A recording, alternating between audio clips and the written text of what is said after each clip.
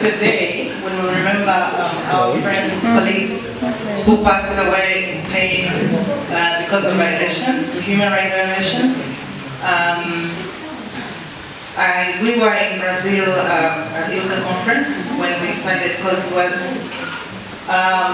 there's a transgender woman who fought for the rights of transgender women of color in the US, in New York. She remembers, she's always remembered on the day when she was murdered, actually, because she was there.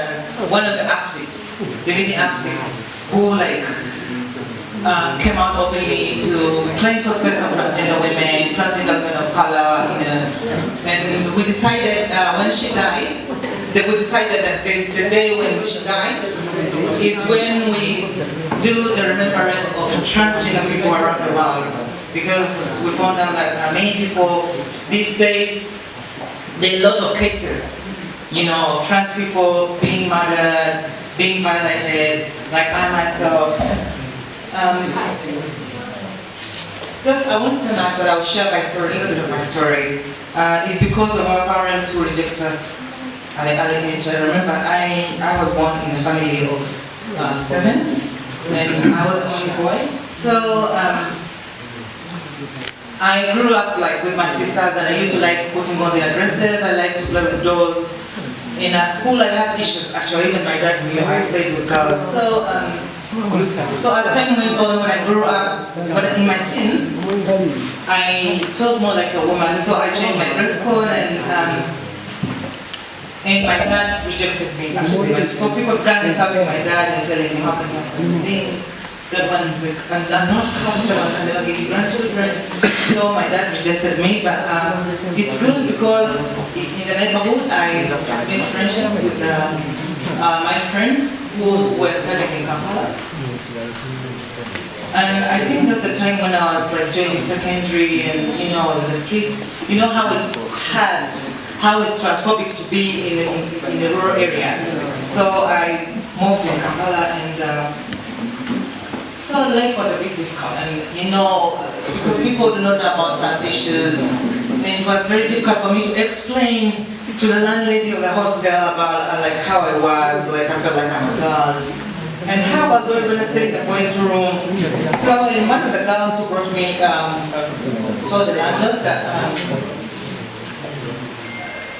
before I transitioned, actually, before I changed the name to Yose, she said, my brother Benjamin, so she's say, Benjamin is my brother, but the sad story, we grew up in a family of girls, and he's not used to boys, and it's a problem. So the landlady accepted. She's like, okay, it's fine. So I thank God for that. I was allowed to stay in the house room. So as time went on, but I used to see them hang out and come up with a lot of money, with lots of shopping. But I was even I was afraid, to ask for money. I'm like, what do I do? Keep begging. And one of them advised me, and they actually introduced me to sex work. So as time went on, but I was shy. I'm like, oh my God, how will people look at me dressed like a woman? With makeup and also that, it was hard even, to negotiate with clients. So, and one of the colleagues again introduced me to drugs. So, when I began using drugs, I found that I had the shyness word, so I was very shy. But I faced a lot of violations. But it helped me, at least I was able, though I didn't finish school, but at least I was able to go to school because of sex work I paid. But though it was challenging, sometimes you could find a client, says he's traveling, he's going, he's a tour, 2 weeks touring, I'm not in school, clients bullying, students bullying me. It was challenging, but also I had to survive. It was really a difficult time for me, but I was able, at least, I tried to go to school, at least I managed to finish O-level. And then another thing is that which I rejoice is always in life, is my dad accepting me.